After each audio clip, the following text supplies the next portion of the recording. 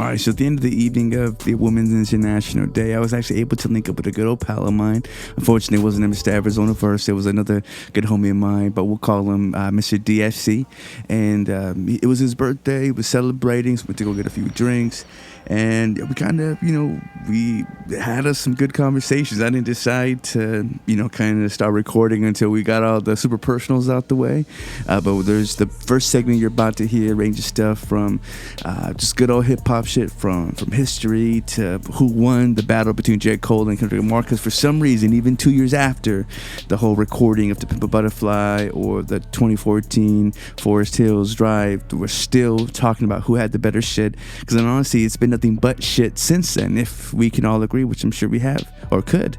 So I hope it's interesting to you. The way I feel about hip-hop music is that it doesn't stay in the same way as other music genres.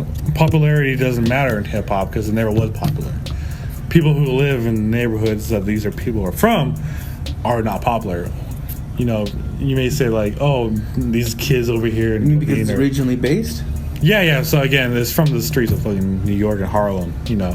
It was a Harlem or Bronx. Yeah, I think it was Harlem. That's originally where it started. Yeah. I mean, from the subways and stuff like that, of kids that just needed to do something because they're too tired of their mom doing crack cocaine and crack babies. Yeah, them doing drugs and being in these streets. So popularity was never the thing. It was about expressing yourself. Right. Being able to get your heart out. Talking about the struggles. The struggles, yeah.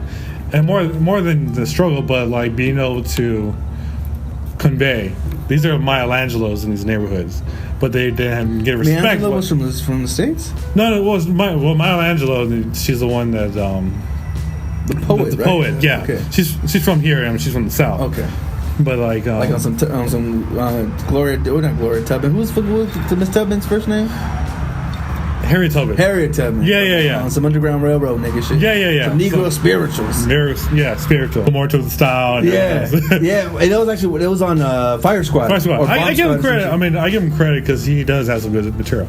But again, being poetic and being able to express yourself in certain ways is very important with that music genre. I love my boy Juicy J and like Gucci Mane.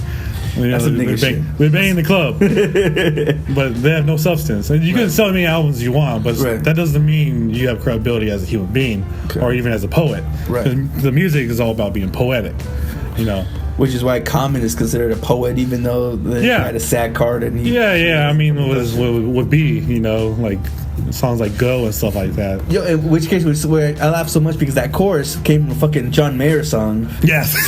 It's like nigga, that's the ultimate. Like, I'm taking it back to my people because I'm stealing this from a white man. Yes. We could blame Kanye for that, though. Yeah, Kanye too. No. Louis Vuitton on. But, so, what was the shit that you're saying about your boy or your family-in-law talking about J. Cole being the best album of that year? Yeah. Well, in comparison to what? Kendrick? His argument was that Forest Drive was better than To Pimp a Butterfly. That's some bullshit. And that's bullshit. Nothing was more political and more in tune with the times. Yes. So again, hip hop doesn't necessarily mean that people are copying your shit and it's dope.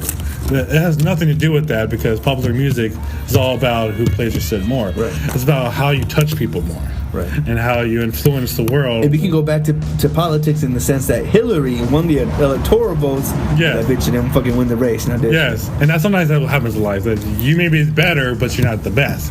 Because someone beats you out. You didn't win. But because you're a loser doesn't mean you're a loser.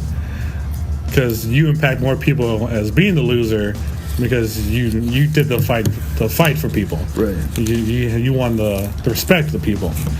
I think that's the whole class. I feel like that's kind of a generational thing then, because that's kind of like, I think that's why most young cats will go. I don't know why they gear more towards the J. Cole. Is it because he's just more easy listening? Yeah. Not so heavy in topic, more catchy. I think I'm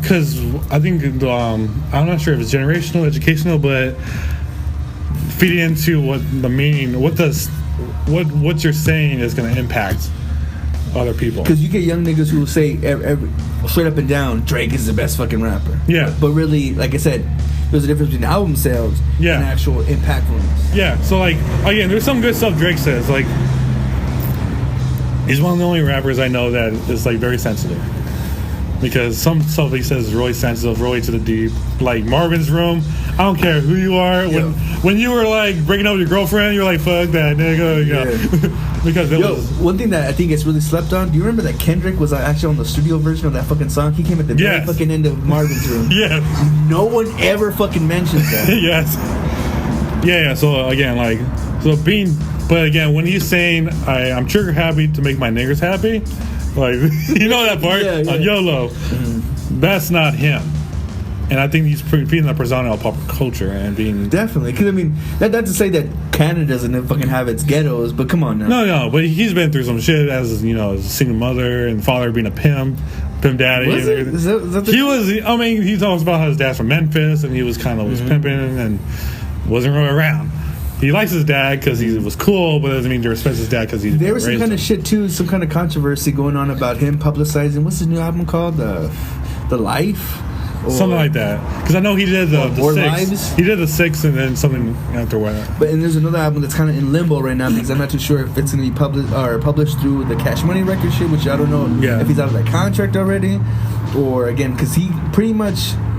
I mean, he's under Apple Music now, so whether or not he still owes his other niggas money, he's now trying to get a bigger check by getting... Because think about it, if you're going to be... Like, especially with Apple apps, or some sort of Apple Store shits, or even iTunes, or even you fucking YouTubes, if you're sponsored in part by, or if you're one of those shits that's forced upon, you're purposely put at the top of a fucking scale of trending, I mean, you're pretty much, you bought your way into it. Yeah. And, I mean, again, there's always like this... I like an artist because they were independent and now they're in a label, they sell out. I respect you making your money. That's life. Yeah, everyone wants to do better for themselves. Yeah. But I think as long as you make your cash, but be able to respect yourself at the end of the day, you know. Like some artists kind of don't respect themselves. Like, well, see, wouldn't you say that Drake's probably not to call him a culture vulture because I know that fucking term gets thrown around loosely. Yeah. But I mean, does he not jump on other people's styles? Does he not have? We have evidence of him, using someone as a, what do they call it? Not a pre-tracking, but like a starting of it. Like he's using a certain cadence. Yeah. And again, capitalizing on that, the fact that they're unknown artists, and Yeah, and kind of bring his credibility back to where he was before with his mixtapes. Because you're hip, you're something new. Like even with that fucking Ray Shermer shit, like I can't fucking stand how the fuck. I mean, I respect Mike Will made it. That producer, he makes hits. Yeah. I started laughing so much with that Black Beetle nonsense because you've probably seen the videos, people doing the pause dance and bullshit. Oh yeah, the posturing. And I mean, I feel like once you made it on Ellen, I mean, you pretty much you're on the top of pop culture. That's exactly what it is. Because Ellen makes you pop culture. Because she is pop culture.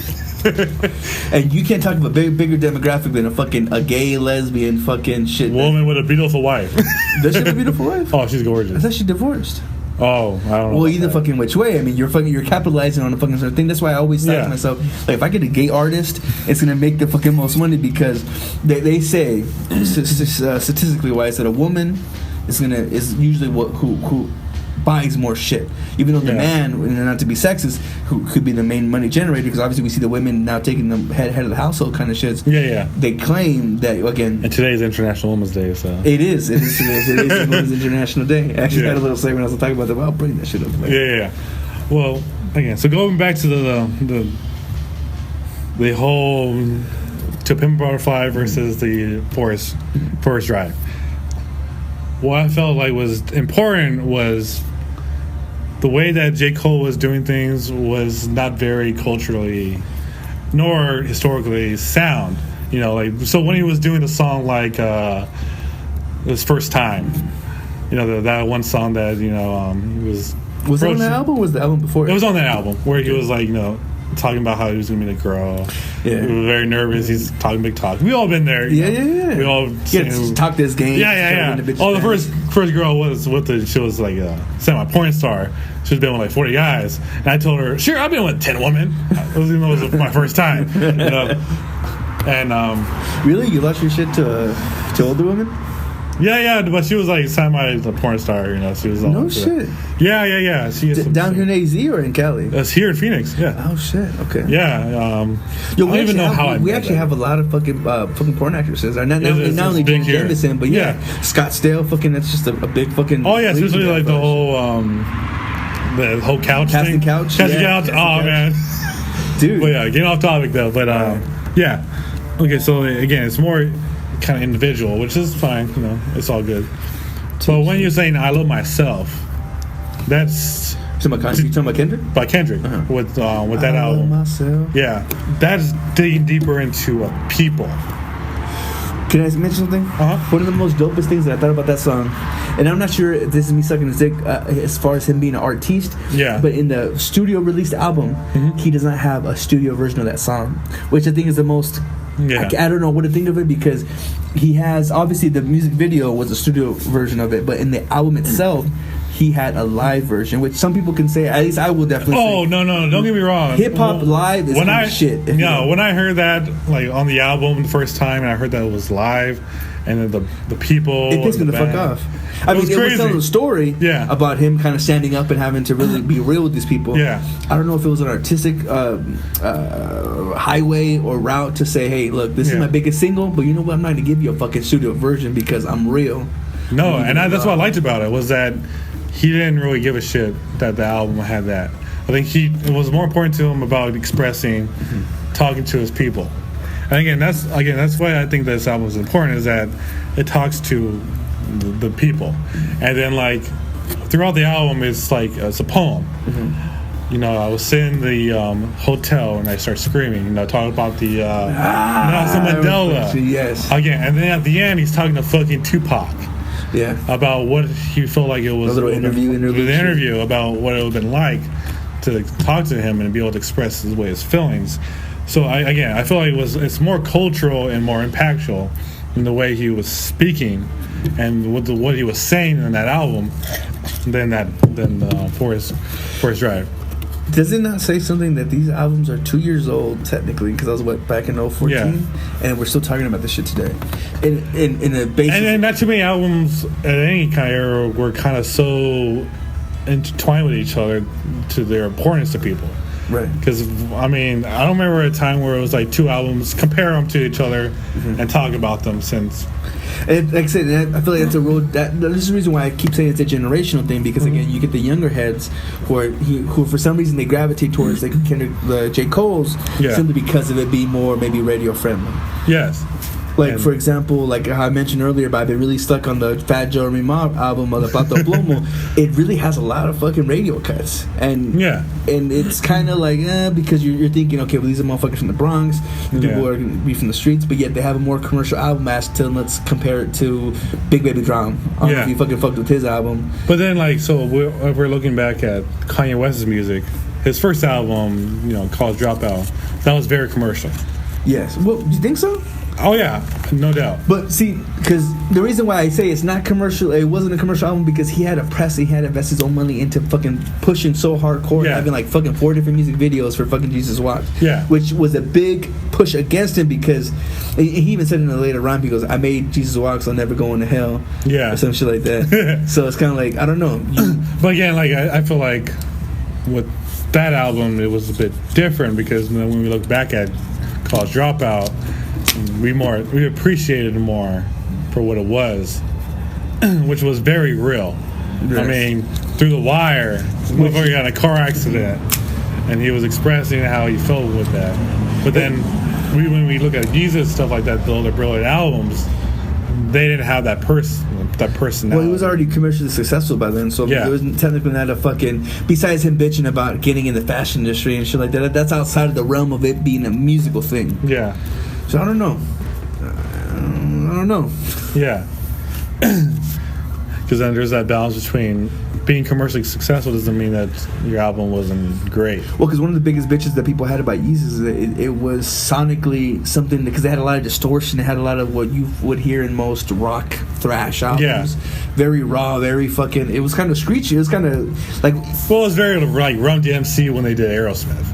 See, now that was a big culture shock, just because, I mean, mind you, hip-hop's been sampling from other genres since the beginning. That's kind of where it originated from. Yeah. I mean, we could say that because most 90s hip-hop based itself off of jazz. But if you think about it beforehand, especially when you mentioned Run DMC, them sampling Aerosmith, like that's as classic rock as you could fucking get. Yeah. So I mean, that's not jazz worthy for any fucking means, no matter how much crooning fucking Tyler Perry does. Isn't it Tyler Perry? Tyler Perry. Well, I know. Liv Tyler's the daughter. Whatever the fuck, you know what I'm talking about. Yeah. That's with the big lips. Yeah, and then with the, I think the whole jazz thing really came out after a Tribe Called Quest. Yes. I mean, we were just bumping fucking, was it? The Low End Theory, yeah. Which was the most classic album. Yeah. I honestly didn't give the new album a fucking listen because I remember I got really excited when I saw them on SNL. Yeah. I forget the name of this fucking single, but yeah, it was something. It was a tribute to fucking Five Dog for the most part, but it seemed very just ill balanced just because it wasn't. Well, again, like I listened to the recent De La Soul album. They had one. Dude, I haven't fucking fucked with them since Grind Date. Yes. I don't know if you remember Grind Date. I remember the Grind Date. And then I listened to that, and so, like, again, like I was talking about, like, the impact, like, with 3 Feet High and Rising, when, you know, Me, Myself, and I. Yeah. I remember that track. It was tracks like that. Singles. Potholes in My Lawn. They were, again, those were kind of impacting, you know. Because again, it started reflecting on yourself, and it started reflecting on the hippie.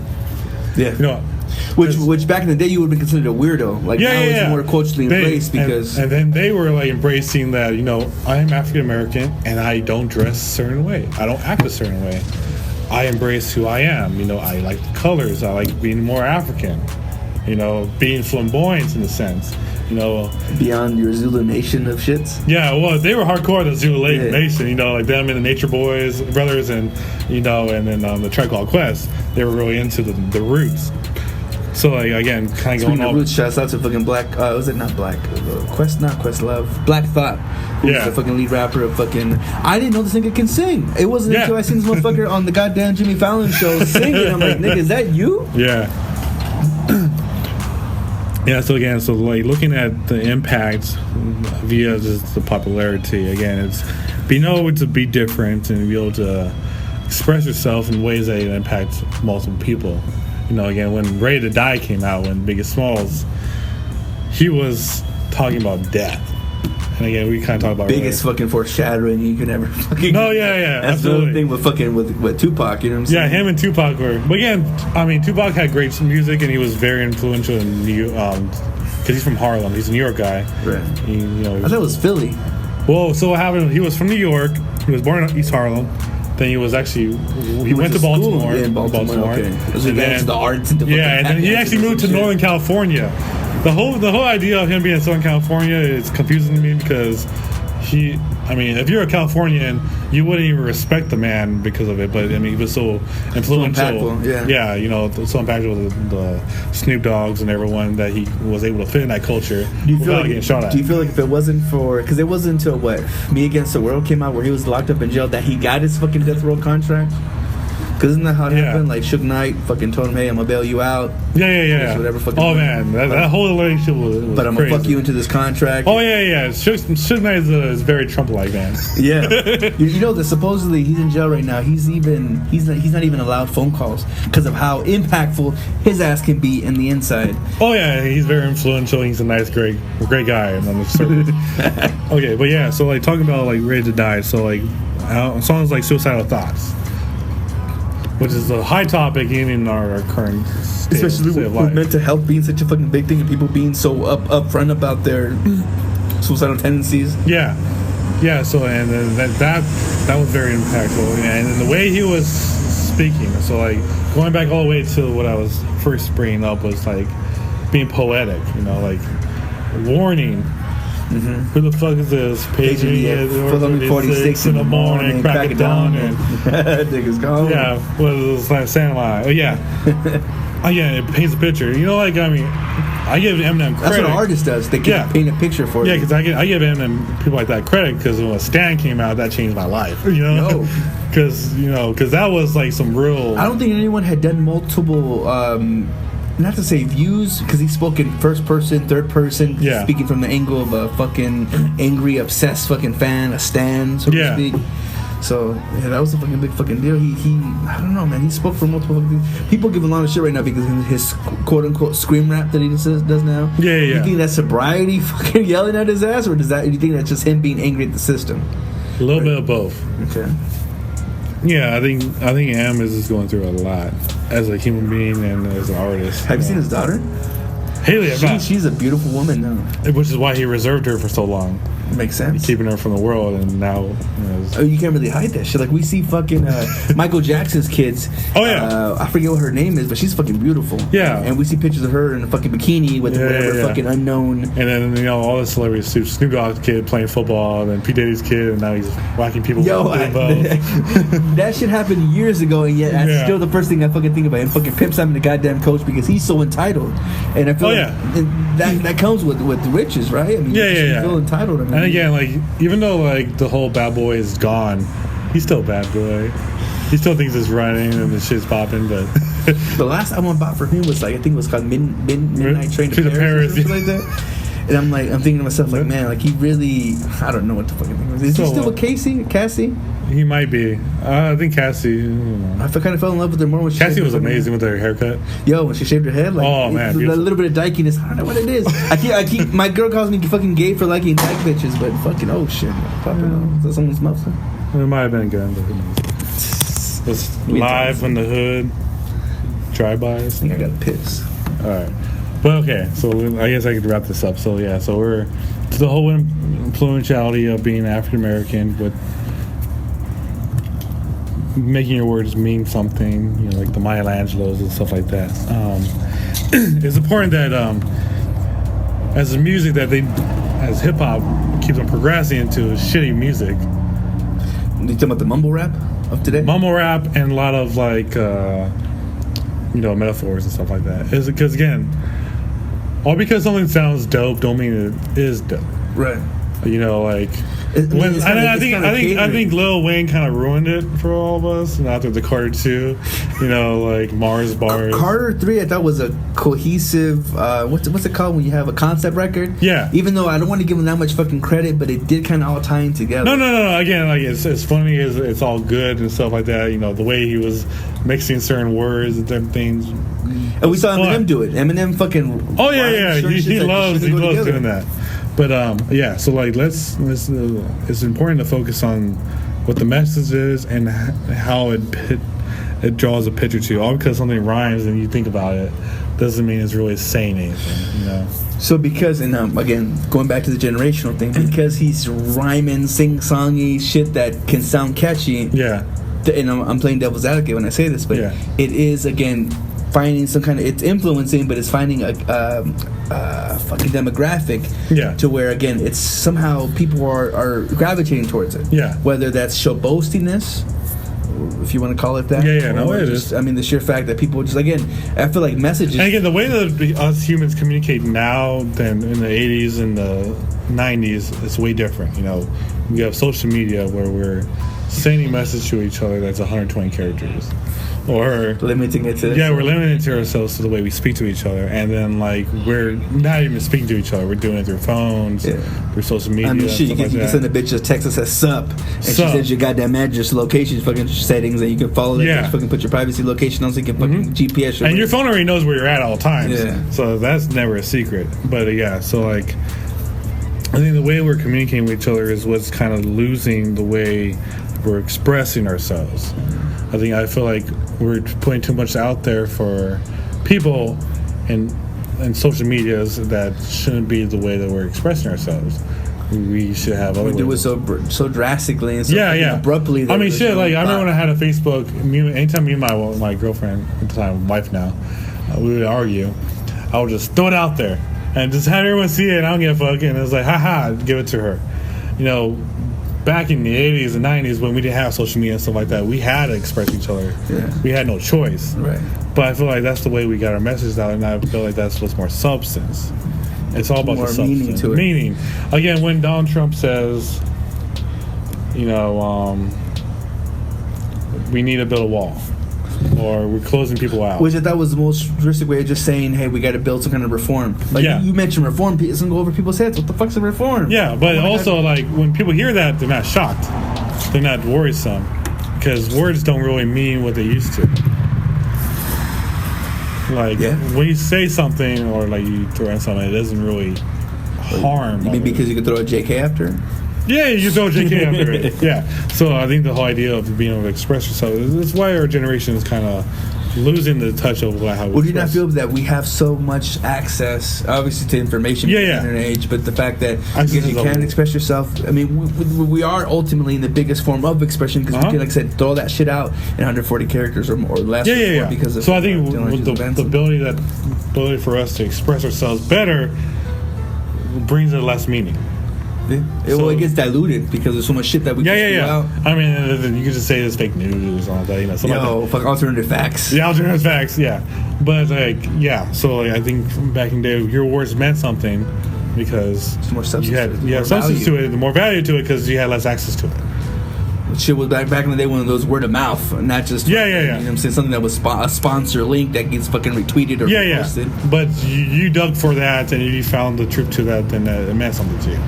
So when we have music that has that link, it means more. But people don't really understand the meaning of it. They don't appreciate it till later down the road. It's not a lot of history that we can fucking look up, just even though we have fucking technology at our fingertips, you know what I'm saying? And I think what things that are new that are really important, they don't have the same substance as. It's more like, the new trends and new that. That's more important now. I feel like, I think, man, especially with memes nowadays, I feel like shit's so. we live in such a fast-paced kind of culture to where, again, a meme today is just old news by tomorrow. You know unless it fucking hits a fucking certain thing. I'm really pissing myself, nigga. I'm so sorry. It's all good. I'm trying to make sure this is all makes sense of the point I'm trying to make. We could blame it on alcohol. Blame it on the alcohol. This water's not doing so much. Yeah, so To Pimp a Butterfly is a better album than Forest. Fucking A. Yes, sir. I agree with you wholeheartedly. But see, now it's just, again, who's gonna take the reins? And as far as, because every fucking rapper since the beginning of days, it's always been about who's the bigger artist, who claims to be the king, and who holds the crown. I mean, you hear, who was it? Who's the nigga who sings Lil Yachty? I don't know if it was Lil Yachty or Vince Mesa, but one of those motherfuckers was saying how they can't even quote a fucking Tupac song. Again, it being a generational thing because we grew up on that shit. That was something that was in the time, something that I remember being in a school bus listening to it on fucking Power 92 before it became Power 98. You know, it being just an essence of, you know what I'm saying? Oh, I was going back 92. Yeah. So those few years back. They're owned by a news station now. It's KTAR, which is talk radio. I know Heart Radio is all like taking over too. Oh, you're talking about like the iHeartRadio and shit like that? Yeah. I mean, we just stream everything, man. It's a matter of, I don't know. I'm not about streaming shit just because, again, niggas stuck to a fucking data plan that I gotta fucking commit to before fucking, you know what I'm saying? Whether you have unlimited shit or not, this shit goes down to a 2G speed. And again, I don't know. I'm waiting for Google Fiber to fucking come out this bitch. I'm not sure if it's ever gonna come or not. I remember the whole Google Plus thing.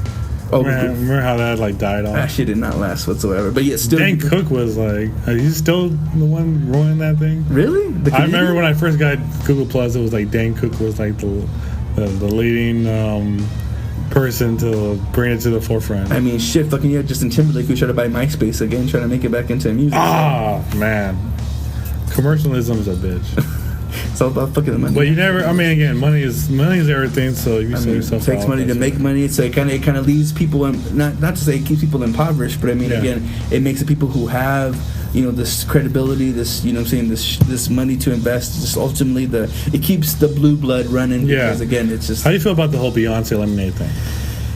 I didn't fucking listen to the album. Because you know what, like I remember when recently they talked about Coachella, and they were going crazy about Lady Gaga going to Coachella. Yeah? Like, people were hating it. They didn't want it. But yet they were cool with Beyonce. Artist. See, that's the thing too, because before your Coachellas, your South by Southwest, that was supposed to be for like indie artists that are trying to be impactful in the scene. And you get a commercial artist like your Beyonce's, your Lady Gaga's. Yeah. See, I think people, the Beehive, which are the Beyonce fans, they go so hardcore that they can make an argument for whatever the fuck. Like recently, there was an issue with I think her name is it Emma Watson, the bitch from Harry Potter? She's recently in the photo that she did on Vogue or Ellen or whatever the hell magazine, or goddamn it, showing her fucking underboobs. That's why I can talk. We both be out there. Yo, I laugh because they had a lot of the Beehive people bitching because not too long ago, you want to take that cup? Yeah. They were bitching about her, taking the same stance because all this feminism shit, and again, not to salt on women or to say that it has no substance, but again, you have someone that becomes popular who then is doing something more, whether to be sexually empowered, or whatever like that. But again, you get people bitching because she was talking shit about Beyonce not too many years back about her showing her fucking ass and tits, and here she is pregnant now, which you want to give respect and show cadence and a duration, for such things. But I don't know, man. To be continued. So, due to it being, an homage or a dedication to Women's International Day, there will be no sacrifices, so there will be no dedications, no bar one save for wins. But of course, stay tuned for next week's episode because I will be linking up with my boy Master Bruce, who's one of my favorite producers out in the world, and I can't wait until he can actually, be out there in the masses for y'all to spoon feed off of. But again, if you've made it to the end of this listening, again, I want to thank you so much for letting us talk at you. If you ever want to reach me, you could reach me at SoulPapo, really SoulPapo on most and all social medias. If you ever want to become a producer of the show, you could always go to www.patreon.com/SoulPapo. But again, find your happiness. Don't seek it in others. Definitely don't compare yourself to others because we really have all our own lives and God works in us in different ways. And we really, it's, apples and oranges. It all tastes good, but just you got to pick you and figure out what works for you most. Again, thank you so much for listening. I'm hoping to soon be able to link up with Evers in a verse again because it definitely didn't happen last Saturday to give you another IBHM I'm Black He's Mexican podcast. But just stay tuned, be blessed, be real. Later. All right, I really only have one thing I want to talk about today, and that's teamwork. When the rush hits and things start to get hectic, you all have a tendency to start yelling and screaming at one another. That's just dumb and senseless, because you're only going to be hurting yourselves. You should be able to rely on one another when you're in the weeds. Remember, gang, the difference between ordinary and extraordinary is that little extra. So, when things in your life become stagnant, you're no longer happy with what you're doing, then you figure out what's important to you. Then, create your own penis showing game. Metaphorically speaking, that is. All right, that's all I have. Oh, push the fish, it's about to turn.